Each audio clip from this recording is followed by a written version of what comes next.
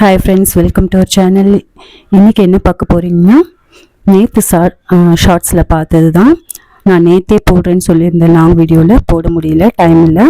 அதனால் இன்றைக்கி லாங் வீடியோவில் பார்க்கலாம். கிச்சடி தான். அதுக்கு முன்னாடி என்னோடய சேனலை சப்ஸ்கிரைப் பண்ணாதவங்க சப்ஸ்கிரைப் பண்ணிக்கோங்க. அப்புறம் பெல் பட்டனை ப்ரெஸ் பண்ண மறந்துடாதீங்க. அப்போ தான் நான் போடுற வீடியோ உங்களுக்கு நோட்டிஃபிகேஷனாக வரும். வாங்க வீடியோக்குள்ளே போகலாம். கிச்சடி செஞ்சு ரொம்ப நாள் ஆச்சு. ஒரே டெம்டிங்காக இருந்தது செய்யணுன்ட்டு. எங்கள் வீட்லேயே கிச்சடி ஒரு சிலருக்கு தான் பிடிக்கும், ஒரு சிலருக்கு பிடிக்காது. ஆனாலும் கிச்சடி செய்யணும்னு எனக்கு ரொம்ப நாள் செஞ்சு ரொம்ப நாள் ஆன மாதிரி இருந்தது. அதனால சரி செய்யலான்னு சொல்லிட்டு செஞ்சேன். அதுக்கு ஃபஸ்ட்டு ஒரு பேனில் கொஞ்சமாக நெய் இல்லை எண்ணெய் சேர்த்து, நமக்கு தேவையான அளவு ரவை உங்களுக்கு எவ்வளோ தேவையோ அதை சேர்த்து வறுத்துருங்க. நான் 1.25 கப்பு ரவை சேர்த்துருக்கேன். அது கூட நம்ம சேமியா சேர்க்கலாம். சேமியா நல்லா திக்கான சேமியா சேர்க்காம தின்னாக இருக்கிற சேமியா சேர்த்துக்கோங்க. அப்போ தான் சாஃப்டாக இருக்கும். கிச்சடியில் உங்களுக்கு சேமியா இருக்கிற மாதிரியே தெரியாது. ஆனாலும் சேமியா சேர்த்தா தான் கிச்சடி நல்லாயிருக்கும். அதுக்கேற்ற மாதிரி நீங்கள் தின்னாக இருக்கிற சேமியா சேர்த்துக்கோங்க. நல்லா உதிர்த்து விட்டுக்கோங்க. இப்போ இதை நல்லா வறுத்து எடுத்துக்கோங்க. நல்லா வறுத்து எடுத்திங்கன்னா தான் உங்களுக்கு ஒட்டாமல் நல்லா தலை சூப்பராக வரும்.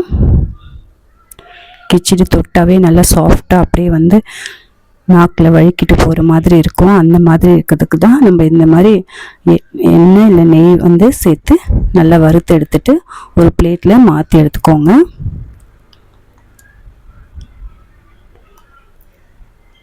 மாற்றிட்டு அதே கடாயில் நம்ம 1.5 குழிக்கரண்டி எண்ணெய் சேர்த்துக்கலாம். நீங்கள் நெய் வேணும்னாலும் சேர்த்துக்கோங்க. நான் எண்ணெய் தான் சேர்த்துருக்கேன். சேர்த்துட்டு இதில் பட்டை, கிராம்பு, பிரிஞ்சி இலை சேர்த்துக்கோங்க. சோம்பு சேர்த்துக்கோங்க. இந்த மசாலா தான் இதுக்கு ரொம்ப டேஸ்ட் என்ஹான்ஸ் பண்ணும். அதுக்கப்புறம் வெங்காயம் 2 நீளமாக கட் பண்ணி சேர்த்துக்கோங்க. பச்சை மிளகாய் 3 சேர்த்துக்கோங்க. கருவேப்பிலை சேர்த்துக்கோங்க. அது வீடியோவில் கட் ஆகிடுச்சு. சேர்த்து நல்லா வதக்கிக்கோங்க. இந்த டைமில் உப்பு சேர்த்துக்கோங்க.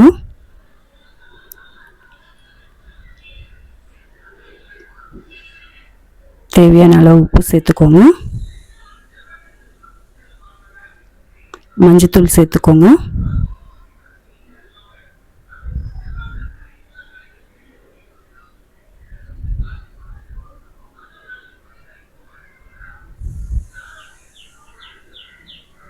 நான் பச்சை மிளகாய் நிறைய ஐட்டம் மாதிரி இருந்தது, அதனால கொஞ்சமாக எடுத்துட்டேன். ஒரு 2 பச்சை மிளகாய் எடுத்துட்டேன். காரம் ஜாஸ்தியாக இருந்தால் நல்லா இருக்காது.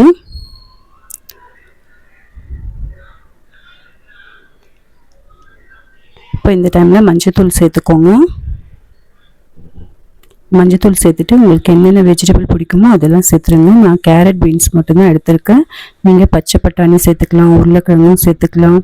கிச்சடியில் உங்களுக்கு என்னென்ன வெஜிடபிள் வேணுமோ சேர்த்துக்கலாம். பசங்க வெஜிடபிளே சாப்பிட மாட்டாங்க அப்படின்னு நினச்சிங்கன்னா இந்த மாதிரி கிச்சடி அந்த மாதிரி வெஜிடபிள் ரைஸில் நீங்கள் கொஞ்சம் கொஞ்சமாக ஆட் பண்ணி பசங்களுக்கு சாப்பிட கொடுக்கலாம். ரொம்ப பெருசாக கட் பண்ணாமல் ரொம்ப பொடியாக கட் பண்ணி சேர்த்திங்கன்னா உங்களுக்கு அவங்க எடுத்து வைக்காமல் அப்படியே சேர்த்து சாப்பிட்ருவாங்க.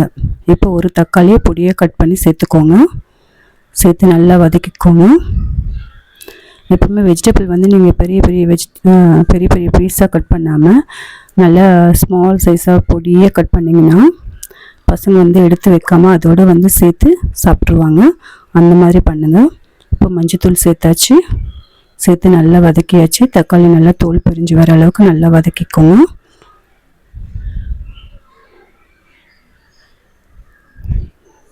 குயிக்காக செஞ்சிடலாம். ரொம்ப டேஸ்டியாகவும் இருக்கும், குயிக்காகவும் செஞ்சிடலாம்.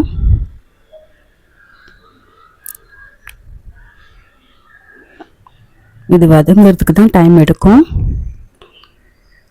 இப்போ நம்ம கேரட், பீன்ஸ் சேர்த்துடலாம்.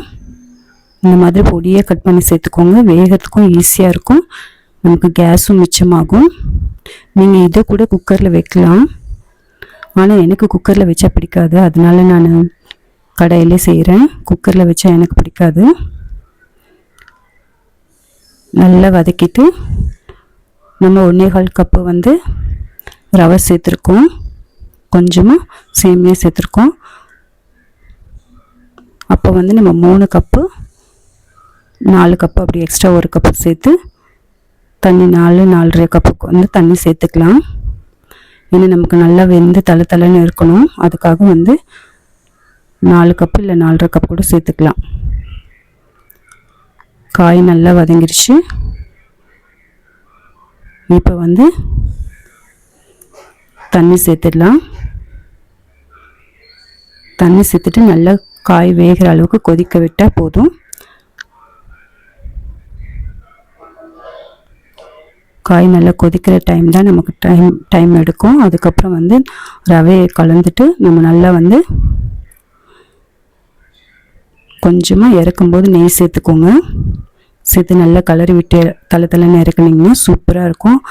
ஒரு 2 நிமிஷம் ஆற விட்டிங்கன்னா அப்படியே ஸ்டீம் மூடி போட்டு ஸ்டீம் விட்டிங்கன்னா உங்களுக்கு சூப்பராக ரெடி ஆகிடும். இப்போ நம்ம தண்ணி சேர்த்தாச்சு. நல்லா கலந்து விட்டுட்டு உப்பு இருக்கான்னு டெஸ்ட் பண்ணிவிட்டு இந்த டைமில் உப்பு கம்மியாக இருந்ததுன்னா உப்பு சேர்த்துக்கோங்க. இப்போ மூடி போட்டு வச்சுடுங்க. இப்போ மூடி போட்டு வச்சுட்டு ஒரு 5 to 10 மினிட்ஸில் காய் நல்லா வெந்துடும். வெந்தவுடனே நம்ம ரவையை போட்டு கிண்டி இறக்கிடலாம். அப்புறம் உங்களுக்கு யாருக்கெல்லாம் வந்து கிச்சடி பிடிக்கும்னு கமெண்ட்ஸில் சொல்லுங்கள். ரவை உப்புமா, சேமியா உப்புமா அந்த மாதிரி யாருக்கெல்லாம் பிடிக்கும்னு கமெண்ட்ஸில் சொல்லுங்கள். இப்போ காய் நல்லா வெந்துருச்சு, தண்ணி நல்லா கொதிச்சிச்சு. இப்போ இந்த டைமில் வந்து நம்ம ரவையும் சேமியாவும் சிம்மில் வச்சுட்டு கிளறி எடுக்கலாம். நீங்கள் ஹை ஃப்ளேமில் வச்சிங்கன்னா கட்டி ஆகிடும். அதனால் சிம்மில் வச்சுட்டு நீங்கள் கொஞ்சம் கொஞ்சமாக கிளறி எடுங்க. நல்லா கலந்து விட்டுக்கிட்டே சேர்த்துருங்க ரவையை. இப்படி நல்லா கலந்து விடலாம். ஹை ஃப்ளேமில் வச்சிங்கன்னா சீக்கிரமாக வெந்து அப்படியே கட்டி தட்டிடும். அந்த மாதிரி பண்ணாமல் சிம்மில் வச்சு நல்லா கலந்து விடுங்க. இப்போ நல்லா கலந்து விட்டுட்டு ஒரு 2 நிமிஷம் மூடி போட்டு வச்சுருங்க. நல்லா வெந்து சூப்பராக இருக்கும்.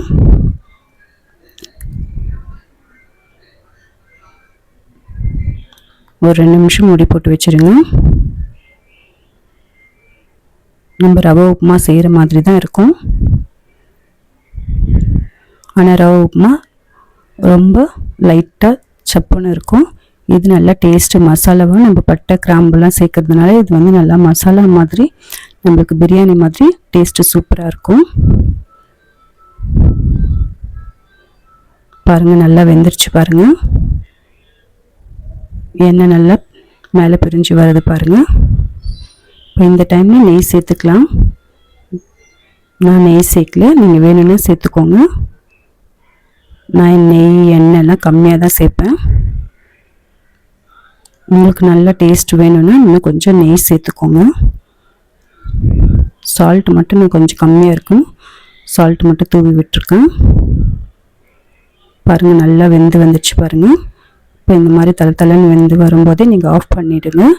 இன்னும் நல்லா கொதிக்க விடாதீங்க, நல்லா கெட்டியாயிரும். இந்த மாதிரி தலைன்னு இருக்கும்போதே நீங்கள் ஆஃப் பண்ணிவிட்டு மூடி போட்டு வச்சுருங்க. இப்போ இது சூப்பரான கிச்சடி ரெடி ஆகிடுச்சு. இதுக்கு கடல சட்னி, லைட்டாக தேங்காய் சட்னி இல்லை கடல சட்னி செஞ்சிங்கன்னா சூப்பராக இருக்கும். நான் இதுக்கு தேங்காய் சட்னி தான் செஞ்சேன். கிச்சடி ரெடி ஆகிடுச்சு. உங்களுக்கு இந்த வீடியோ பிடிச்சிருந்ததுன்னா என்னோடய சேனலை சப்ஸ்கிரைப் பண்ணிக்கோங்க. அப்புறம் உங்கள் ஃப்ரெண்ட்ஸுங்களுக்கும் ஷேர் பண்ணுங்கள். அப்புறம் கமெண்ட்ஸ் பண்ணுங்கள்.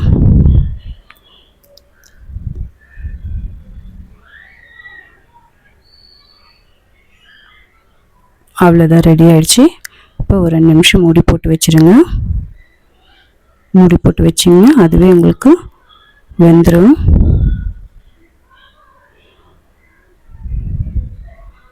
இது கூட வேறு என்ன சைட் டிஷ் செய்யலாம் அப்படின்ட்டு கமெண்ட்ஸில் சொல்லுங்கள். Thank you friends. நெக்ஸ்ட் வீடியோவில் பார்க்கலாம்.